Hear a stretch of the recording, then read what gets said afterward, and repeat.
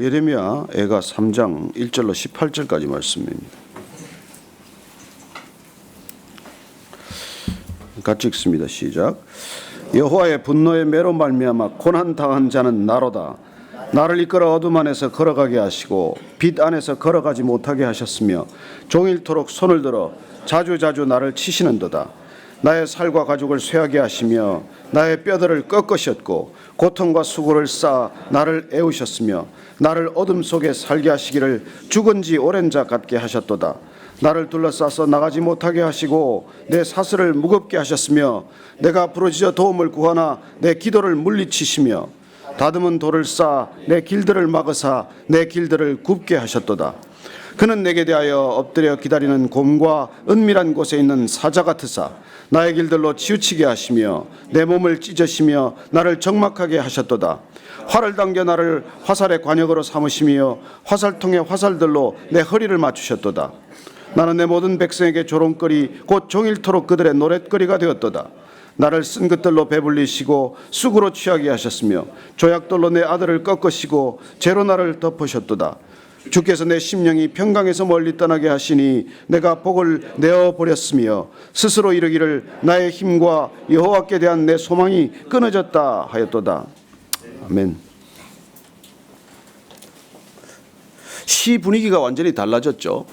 조금 긴 문장에서 굉장히 짧은 문장으로 바뀌어서 이 애가 3장은 66절로 되어 있습니다. 이 66절로 이루어진 까닭은 3절씩 22개 연으로 이렇게 나눠 놓은 것이죠. 히브리어 알파벳은 22자입니다. 알레프, 베트, 김멜, 달렛 이렇게 나가서 마지막에 신, 타우로 끝나는데 그 앞에 한 자씩 한 자씩 3절로 운율을 맞추어서 이렇게 지어놓은 시라서 얼마나 보기조차 아름다운지 몰라요. 그러나 뭐 이렇게 번역을 해놓으면 그 맛은 좀 사라지겠죠. 그래요. 애가라는 시 형식을 통해서 이토록 고통을 절절하게 표현한 시는 없습니다. 어떻게 시가 온통 고통으로 얼룩지겠습니까? 인간의 좌절과 절망과 고통을 이렇게 극렬하게 표현한 시는 여러분 어디에서도 찾기 어렵습니다. 인간이 겪을 수 있는 고난의 끝까지 가서 그 고통의 그 절망의 모든 것을 토로하는 그런 시 애가이기 때문이죠. 오늘 이 예레미야는 놀랍게도 민족의 모든 고통과 고난을 자기 자신의 고통으로 받아들이는 것을 보게 됩니다. 1절 말씀 한번 다시 읽어보실까요? 시작. 여호와의 분노의 매로 말미암아 고난당한 자는 나로다. 여러분 이게 신앙인의 고통입니다. 선지자의 고통이에요. 크리스찬의 고난입니다. 뭐 예레미야가 뭘 잘못했어요? 하나님께서 말씀을 전하라고 해서 그 불타는 중심, 전하지 않고는 배길 수 없는 그 마음을 온 민족에게 토로했지만은 누가 받아들였습니까? 어느 누구도 귀를 기울이지 않았습니다. 오히려 매를 맞았어요. 우물에 던져지기까지 했습니다. 그렇지만은 막상 고통이 닥쳤을 때 그 봐라 내가 그렇게 예언할 때 뭐라 그랬냐 그렇게 말한 것이 아니라 이 민족이 겪는 고통을 고스란히 자기의 고통으로 받아들이고 있습니다. 그 고통을 겪고 있는 사람은 바로 나라고 얘기하는 것이죠. 이게 예수님이 이 땅에 오셔서 겪었던 고난이고 이 땅에 예수님을 믿는 사람들이 겪는 고통입니다. 얼마나 답답한 마음입니까? 예수님을 거절할 때, 하나님이 없다고 저렇게 목에 핏대를 올릴 때, 그러고는 악으로 치달아갈 때, 그리고 끝내 결국 극심한 고난 가운데로 빠져드는 모습을 볼 때 얼마나 아픕니까? 자녀가 그런 고난 가운데 겪고 있을 때, 내 사랑하는 사람이 그런 고난을 향해서 신음소리를 낼 때 얼마나 가슴이 아픕니까? 저는 이 예레미야 애가를 사실 설교하고 싶지 않은 본문들이에요. 여러분 예레미야 예가 설교하는 것 누가 들으셨습니까? 잘 안 합니다. 이거 너무나 고통스럽고 힘든 말씀이죠. 그러나 우리가 이 말씀을 깊이 읽고 묵상하지 않으면 안 되는 이유는 이스라엘 전 역사를 통해서 보면 두 가지 기둥이 있습니다. 아니 구약 전체의 기둥이기도 하죠. 이스라엘 역사의 두 기둥은 출애굽과 바벨론 포로기예요. 출애굽이라고 하는 것은 노예에서 자유인이 된 것입니다. 그건 구원의 역사예요. 인간의 힘으로 빠져나올 수 없는 그 민족 전체가 노예 상태에 있다가 하나님께서 그냥 건져낸 것 아닙니까? 엑소더스라는 또 영화가 나왔더라고요. 제가 영화 보기를 즐겨하지 않는데 어느 성도님이 미리 예매를 해서 요새는 카톡으로 보내줘요. 그것도 안 볼 수도 없어서 2시간 40분인가 엄청 길기도 길어요. 근데 뭐 CG까지 동원을 해서 요란하게 만들었는데 옛날의 모세만 못해요. 옛날에 그때 봤던 감동. 그 정말 뭐 람세스하고 그냥 모세 너무 얘기로 이렇게 각색을 해놔서 조금 뭐 좀 그렇긴 한데 어쨌건 뭐 딴 거 뭐 애정 드라마보다 낫지 않겠습니까 우리가 막장 드라마보다야 그게 훨씬 뭐 비교할 수 없이 그래도 감동이 있는 영화인데 어쨌건 조금 각색의 구도가 너무 거기에 맞춰서 안타까운 느낌은 들지만 그 여러분 어떻게 그걸 내 보내주겠어요? 거기서 람세스가 말합니다. 모세가 와서 내 보내달라고 그러니까 너 돌았냐 도대체. 이 노예라는 경제력을 어떻게 그걸 덜렁 내주겠어요? 나라 경제 전체가 망가질 판인데. 그리고 도대체 지금 우리나라에도 지금 150만이 넘는 뭐 해외 근로자가 들어와 있다 뭐 그런 추산들이 있습니다만 정확한 숫자도 사실 뭐 잘 모르죠. 그 일거에 빠진다고 생각해 보십시오. 한국 경제는 그날로 주저앉는 것이죠. 식당마다 뭐 우리 해외 연변에서 오신 동포들 없는 곳이 어디 있습니까? 그러니 이스라엘 백성들이 출애굽한다는 건 상상할 수 없는 그런 역사적인 사건이에요. 그걸 경험했기 때문에 6월절 사건을 경험했기 때문에 이스라엘 백성들은 지금까지 4,000년간 그 6월절 절기를 잊지 않는 백성들이 된 것이죠. 그러나 어쨌든 이스라엘 전 역사에서 뚜렷하게도 이스라엘 백성이라고 하는 정체성은 그 출애굽으로 매김이 되었지만 자리매김을 했지만 그러나 그 백성들이 바벨론의 포로가 되는 이 사건을 통해서 망가져도 그렇게 철저히 망가질 수가 없고 이스라엘 백성들이 그렇게 좌절하고 절망하고 낙심할 수는 없었던 것이죠. 어떻게 출애굽한 이 백성을 그렇게 광야에서 정말 구름 기둥과 불 기둥으로 만나와 메추라기로 그렇게 성막을 주시고 그렇게 인도하셨던 이 백성을 다시 하나님 믿지 않는 백성의 손에 자유인의 신분에서 다시 노예가 되게 할 수 있느냐 이게 이해가 안 되는 것이죠. 하기야 우리도 그런 고난을 겪으면 이해가 되겠습니까? 어떻게 하나님 제가 뭘 잘못했길래 그렇습니까? 하고 항변하지 않겠습니까?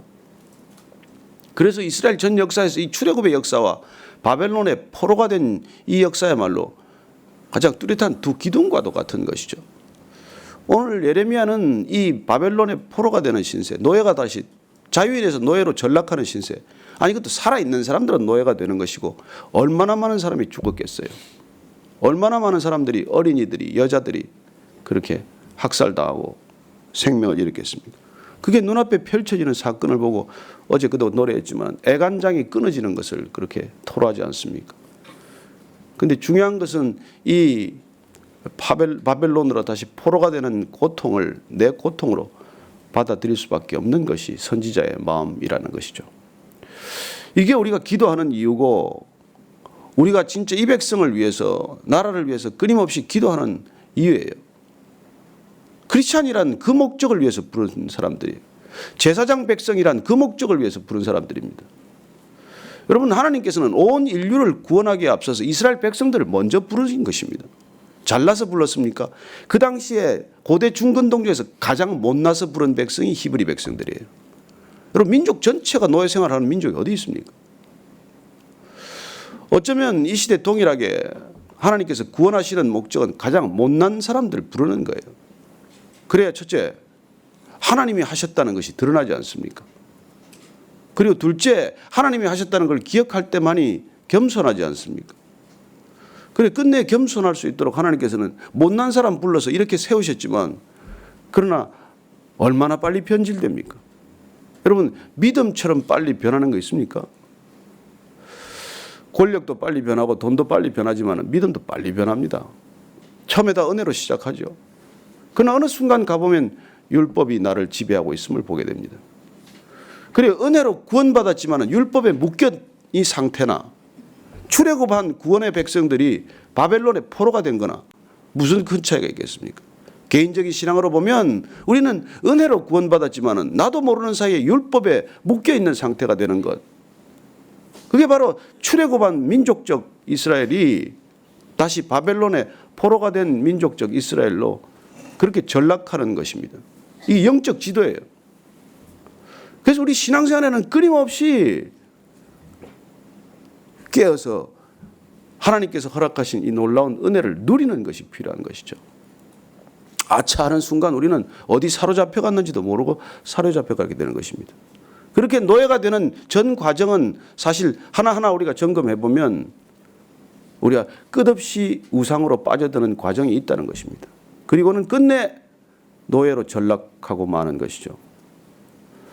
오늘 이 안타까운 노래를 들으면서 그는 주님께서 어떻게 어느 순간 기도를 듣지 않게 되는지를 말씀해 주고 계십니다. 여러분, 모든 것 때가 있다는 것 기억하십니까? 전도서 3장 말씀을 보면 모든 것 만사에 때가 있다고 말합니다. 기도를 들어주실 때가 있지만 하나님께서 기도를 듣지 않으실 때가 있다는 것입니다. 오늘 8절 말씀 한번 다시 읽어볼까요? 시작. 내가 부르짖어 도움을 구하나 내 기도를 물리치시며. 그리고 하나님께서 지금 이 상황은 부르짖어도 도움을 구해도 기도를 들어주지 않는 상태가 된 것입니다. 출애굽은 어떤 일이었습니까? 기도를 들어주었기 때문에 생긴 일이에요. 우리가 출애굽 보면 하나님께서 이스라엘 백성들의 부르짖음을 들으시고 기억하시고 광야로 인도해 내시는 과정입니다. 그러나 바벨론은 하나님께서 부르짖어도 외면하시고 소리쳐도 듣지 않으시고 기도의 문을, 기도의 창을 닫아버리셨다는 뜻입니다. 그래요. 심판이란 기도의 창이 닫히는 사건이에요. 더 이상 기도해봐야 소용이 없는 때가 오는 것이죠. 여러분, 우리가 그런 때를 만나지 않습니까? 개인적으로도. 부부간의 관계는 어떻습니까? 얼마나 애타는 하소연을 많이 합니까? 그러나 어느 순간 마음이 닫혀버리죠. 그러면 무슨 소리를 해도 안 들립니다. 여러분, 마음이 닫히면 무슨 소리를 한들 그게 사실로 믿기기를 합니까? 들리기를 합니까? 아예 외면하고 말지 않습니까? 거기까지 가지 말아야 된단 말이에요. 아무리 부부가 힘들고 부자지간에 힘들어도 거기까지 가지 말아야 돼요. 그런데 인간이 거기까지를 넘어서는 경우를 우리가 종종 보게 되는 것이죠. 하나님께서 이 고개를 외면하는 순간, 기도를 듣지 않는 순간이 오기까지 그냥 한순간에 토라지신 겁니까? 아니요. 전 구약의 과정, 전 예언자들의 예언은 하나님께 돌아오라는 것이었어요. 수도 없는 많은 사람들을 보냈고 수도 없이 많은 말씀을 했지만 이스라엘 백성들은 끝내 하나님으로부터 먼저 본인들이 외면했습니다. 먼저 하나님께로부터 고개를 돌렸습니다. 먼저 자신들이 사실은 하나님이 원하시는 말씀의 기도를 닫아버린 것이죠. 그리고 생각의 기도만 했던 것이죠. 생각의 기도가, 욕망의 기도가, 탐욕의 기도가 이루어지지 않았을 때 그들은 그냥 주저하지 않고 바알과 아세라 신께 달려간 거 아닙니까? 하나님께서 그렇게 간음을 하지 말아라, 영적인 간음을 하지 말아라고 그렇게 경고했지만 뭐예요? 조금 더 농사 잘 짓고 조금 더 작물의 수확을 풍부히 거두고 비 올 때 비 잘 내리고, 그걸 위해서 그 사람들은, 이스라엘 백성들은 하나님을 떠나서 바알 신에게로, 아스타롯 신에게로, 아세라 목상에게로 달려갔던 것이죠. 산마다 산당을 지었습니다. 높은 곳마다 산당을 짓지 않은 곳이 없어요. 그리고 가서 행음했습니다. 그게 이 결과예요. 저는 하나님께서 절대로 빨리 진노를 쏟지 않는다는 걸 우리가 기억한다고 믿습니다. 하나님께서 금방 기도의 문을 닫지 않으십니다. 그리고 지금은 어떤 때입니까? 은혜 받을 만한 때요, 구원의 때입니다. 지금은 또 어떤 때입니까? 지금은 기도해야 할 때고 기도를 들으시는 때입니다. 언제까지겠습니까? 누구도 몰라요.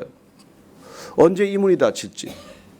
그러나 한 가지 기억할 것은 우리 민족에게 많은 고난이 왔다는 것은 어쩌면 이스라엘 백성들을 제사장 백성으로 삼았던 하나님께서 이 백성도 제사장 백성으로 삼기를 원하신다는 것입니다. 어떻게 이렇게 많은 고난을 겪은 민족이 있어요? 어떻게 이런 고난을 겪고도 아직까지도 한민족이라는 정체성을 잃지 않습니까? 여러분, 강대국이 옆에 있어도 작은 강대국들입니까? 가장 큰 강대국들 틈에 끼어서 이 나라가 살아있는 이유가 뭐라고 생각하십니까? 그리고 끝까지 통일이 안 되는 이유는 뭐라고 생각을 하세요? 저는 민족 전체의 역사를 통해서 한민족에게 대한 하나님의 기대를 우리가 놓쳐서는 안 된다고 믿습니다. 그렇게 믿게 되었어요. 이게 뭐 특별히 살아남아야 할 이유가 없는 나라예요. 무슨 대단한 뭐 자원이 있습니까? 무슨 대단한 능력이 있는 나라입니까? 하나님께서 정말 계획이 있으셔서, 하나님께서 뜻이 있고 목적이 있으셔서 이 백성 이렇게 아프지만은 계속해서 연단해 온 백성입니다. 아시아 지역에서 이만한 기독교 국가가 어디 있습니까? 전 아시아를 통틀어서 이렇게 많은 선교사를 보내는 나라가 어디 있습니까? 그래서 하나님께서는 여전히 쓰시기를 원하고, 그렇지만은 우리가 정말 이 백성들의 기도를 듣는다는 뜻은 제사장 백성으로 여전히 삼으셨다는 뜻이지만은, 그러나 하나님께서는 우리를 애타는 마음으로 지금 지켜보고 계신 것이죠. 이제 살 만큼 살게 되었다고 해서 이렇게 타락하는 속도가 너무 빨라서 하나님께서 언제 기도를 듣지 않은 때가 오게 될지 사실 두려운 마음이에요. 교회가 정말 수렁에 빠지듯 그렇게 무너져가고, 크리스천들이 그냥 수없이 떠나가고, 다시 그들이 무슨 성당을 찾아가고, 뭐 깊은 명상이나 묵상을 그런 이런 다원적인 종교 행태에 더 빠져들고 하는 이 모든 것들이 하나님 보시기에 어떤 마음이겠습니까? 저는 이렇게 오늘 에레미야가 막 토로하는 이 아픈 심정이, 저는 하나님의 심정을 다 담고 있지 않다고 믿습니다. 하나님 이때 어디 계십니까? 외면한다고 믿는 하나님, 고개를 돌리셨다고 믿는 하나님, 기도의 창을 닫으셨다고 우리가 부르짖는 이 하나님 어디 계십니까? 고통 가운데 계십니다. 저는 하나님의 고통이 이 예레미야에게 전해졌다고 믿습니다. 민족적인 고통에 앞서서 하나님의 애통하는 마음이 이 선지자에게 왔기 때문에 그는 이런 시를 격하게 토로하는 것이죠. 하나님께서 심지어 그가 이렇게 시적인 표현이지만 그렇게 표현합니다. 활을 당겨 나를 화살의 관역으로 삼으시며 화살통의 화살들로 내 허리를 맞추셨도다. 하나님께서는 대적들에게 쏘아야 할 화살, 그걸 나한테 쏘았다, 이 민족에게 쏘았다라고 표현하는 것이죠. 예, 그렇게 느껴질 것입니다. 이 재난, 이 고통, 이 전쟁의 참화는 아니 바벨론 제 백성들에게 주어져야지 왜 이스라엘 백성들에게 이것이 주어집니까? 그게 우리가 하박국 선지자에 이르기까지, 아모스나 말라기 선지자에 이르기까지 고통스러운 부분이에요. 그러나 어쩌겠습니까? 자녀된다는 신분이 그런 것이라는 걸 우리가 안다면, 그리고 이게 특권이 주어진 책임이라는 걸, 제가 이렇게 누군가의 이렇게 리더가 된다는 건 참 얼마나 큰 고통인지를 여러분들 개인적으로 겪은 일이 많겠지만은, 제가 고등학교 다닐 때 그 키가 작아가지고 큰 친구들 정말 하고 이제 친구들하고 이렇게 많이 사귀었어요. 그래가지고 제가 하여튼 61명 중에서 57번인가 그래요. 근데 이제 그 친구는 1번, 2번, 3번, 5번 큰 친구들하고 이제 이렇게 어울려 다니기를 즐기고. 근데 이제 그 5명에서 조금 공부는 안 하고 공부 시간에 이제 엉뚱한 데를 다녀오다가, 그래서 이제 그 훈육주임 선생님한테 걸린 거죠. 걸려가지고 이제 제가 이렇게 주범으로 몰려가지고 엎드려 뼈쳐를 하고 50대를 야구방망이로 맞았어요. 여러분, 그렇게 죽을 만큼 맞고 나서 그 4명은 저한테 꼼짝도 못합니다. 왜냐하면 제가 대신 맞았으니까. 고루고루 맞았으면 아마 그런 일이 없었을 텐데. 제가 그날 이후로 깨달은 게 있습니다. 많은 고난을 겪으면 반드시 보상이 있구나. 저는 여러분들이 고난을 사랑하게 되기를 바랍니다. 여러분, 남이 안 겪는 고통을 겪어야 여러분 그게 리더십이고 그게 하나님께서 부어주시는 은혜인 줄로 믿고 그냥 받으시기 바랍니다. 여러분, 제사장 백성이란 뭐냐면은 대신 맞는 거예요. 왜요? 하나님께서 택하신 백성이기 때문에, 자녀 삼으셨기 때문에 더 많은 고통이 주어집니다. 그건 할 수 없어요. 그게 싫으면 그냥 이제 그냥 또 중요한 건 싫다고 도망가지도 못한다는 게 더 큰 문제예요. 저는 그래서 어떤 날 보면 여러분들이 안 됐기도 해요. 다 알면 안 왔을 텐데 한 걸음 한 걸음 끌려와 여기까지 왔구나. 근데 그때는 뭡니까? 빨리 죽는 수밖에 없어요. 그게 내 안에 그리스도가 사시게 하는 유일한 길입니다. 그렇게 빨리 죽어야 결론이 나고 빨리 죽어야 하나님이 다음 일을 하세요. 이게 다음 일을 못하게 만든 이유 아닙니까? 그래서 하나님께서는 진노하시는 거예요. 이스라엘 백성이 미워서가 아니에요. 구원의 역사가 더 이상 진행이 되지 않으니까, 구원의 마지막 종말을 향해서 가야 할 하나님의 스케줄에 차질이 생겼으니까 이런 일들이 생기는 거예요. 저는 한민족에게 또 다른 고난이 오지 않게 되기를 기도하고 있습니다. 하나님께서 하시는 마지막에 그게 대단원의 드라마가 있는데 그게 지금 더 이상 진전이 안 되면은 하나님께서 무슨 조치를 취하시겠어요? 이스라엘 백성들이 그 고난의 텀에 들어간 겁니다. 그때는 하나님이 계시지 않는 것 같아요. 아무리 부르짖어도 하나님께 들리지 않는 것 같아요. 아니, 하나님 자체가 어디 계시냐라고 우리가 질문하게 되는 때입니다. 오늘 이 18절까지 읽었지만은 참 이런 운율을 맞춰서 쓸 결이라도 있는 게 저는 신기해요. 그 경황 중에 무슨 알레프는 뭐고 타브는 뭐고 그렇게 알파벳 순서까지 맞출 건 뭐냐고 생각이 될 정도지만, 어쨌건 그런 절절한 심정을 시로 표현하고 있는 이 예레미야 선지자의 고통, 그 고난이 저는 절절한 하나님의 사랑의 또 다른 표현이라고 믿습니다. 여러분이 고난 가운데 계실지라도 우리가 하나님을 더욱 신뢰하게 되는 까닭은 하나님께서 끝내 이 고난을 통해서 이 고난의 시간의 끝에 다시 한번 소망의 시간으로 바꾸어 줄 것을 믿기 때문입니다.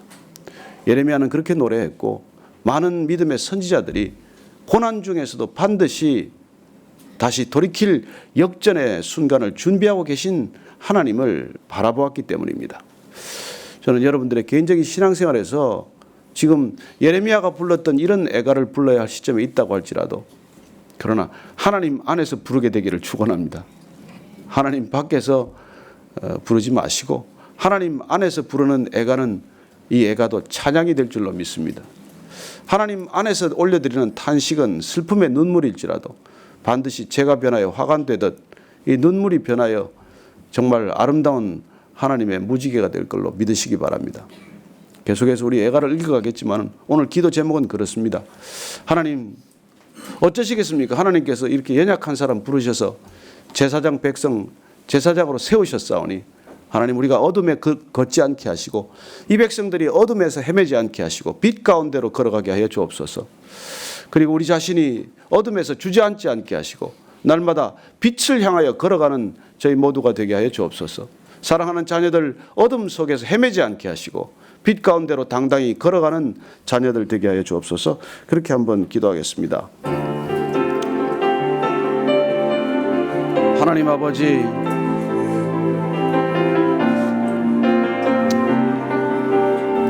주님께서 심령이 평강해서 멀리 떠나게 하셨고 내가 복을 스스로 차버렸습니다.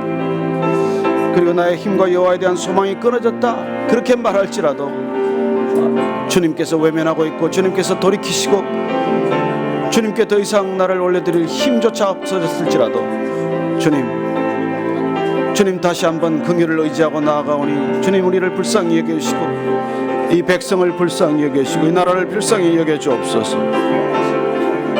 하나님, 우리 가운데 주신 놀라운 믿음에 하나님께서 함께 하시고 주여 붙들어 주시고 주여 역사하여 주시고 주여 불쌍히 여겨 주옵소서. 나라와 민족을 불쌍히 여겨 주시고 저희들을 불쌍히 여겨 주시고 하나님, have mercy on my Lord. 하나님 불쌍히 여겨 주시옵소서. 주님, 사랑하는 자녀들이 빛 가운데 걸어가게 하시고 이 민족이 다시 빛 가운데 걸어가게 해 주옵소서. 하나님, 흑암이 몰려올 때도 곧센 땅에 빛이 임했듯 하나님 우리 가운데도 빛이 임하게 하여 주옵소서. 구름 기둥 붓기둥 걸리지 말아 주옵소서. 나라와 민족이 주 앞에 다시 한번 견비한 민족 되게 하시고 부르짖어 기도할 때마다 하나님을 귀를 막지 마시고 기도의 창을 아직 닫지 말아 주옵소서. 그렇습니다. 여전히 아직은 구원받을 만한 때요 은혜 받을 만한 때라고 말씀하셨사오니 주님 오셔서 하나님 주님께서 함께 하시기를 원합니다. 하나님 아버지, 주님께서 이 땅에 오셔서 성육신 하셔서 구원의 때가 다시 시작된 줄로 믿습니다. 지금은 은혜 받을 만한 때요 구원의 때라고 말씀하셨사오니 주님 다시 오셔서 기도의 창이 닫히고 모든 것 닫히는 순간, 그 마지막 심판의 순간 오기 전까지 주님 우리가 제사장 백성으로서 맡은 바 소임을 게을리하지 않게 하시고 주께 붙들린 백성 되게 하여 주옵소서. 애굽 땅에 흑암이 짙은 흑암이 내려서 태양신 라신을 가렸을 때도 곧센 땅 가운데 주님의 빛이 임했듯 우리 인생 가운데 어둠이 짙게 임할지라도 주님 그렇게 곧센 땅에 임했던 하나님의 빛 예수 그리스도의 빛이 우리 일생 떠나지 않게 하여 주옵소서. 이 백성 제사장 백성으로 주님 삼으셨사오니 주님 다시 한번 저희들 돌이켜서 나라와 민족을 위해 중보할 때 하나님 이 백성 가운데 다시 한번 어둠에서부터 빛으로 나아가는 놀라운 기적 같은 역사가 있게 하여 주옵소서. 하나님 열방을 품었습니다. 땅끝까지 전하여 복음 전하라고 하는 소명 저희들이 받았사오니 주님 작은 교회지만은 저희들이 작은 골방이지만은 작은 무릎이지만은 열방을 품고 세상을 품고 하나님의 나라를 품고 나아가는 우리 모두가 되게 하여 주옵소서. 하나님 사랑하는 자녀들이 그런 자녀들 되게 하여 주옵소서. 이 땅 가운데 살아가지만은 땅의 것들에 만족하지 않게 하시고 영원한 것들 바라보며 늘 하나님 한 분께 우리의 시선과 관심과 사랑이 집중되는 그런 믿음의 자녀들 되게 하여 주옵소서. 이제는 십자가에서 그 모든 사랑을 쏟으심으로 우리를 사랑의 열매되게 하신 우리 구주 예수 그리스도의 은혜와 오직 십자가를 통해서만이 거룩한 하나님 나라 들어올 수 있도록 허락하시는 하나님 아버지의 신비한 사랑과 날마다 십자가 앞에 무릎 꿇고 다시 한번 십자가를 바라보며 십자가에서 다 이루셨다는 그 음성에 따라 날마다 충만한 삶을 살아가도록 우리를 권면하시는 성령님의 교제케 하심과 그리고 다시 한번 기름 부으심이 이 아침에 예레미야가 슬픈 목소리로 비록 토로하지만은 여전히 우리에게는 기도의 문이 열려 있다는 믿음을 주시는 하나님 아버지께 날마다 다시 한번 무릎 꿇고 제사장 백성으로 부족함 없도록 살아가기를 결단하는 이 자리에 고개 숙인 모든 믿음의 성도들 위해 지금부터 영원까지 함께 하시기를 간절히 축원하옵나이다. 아멘.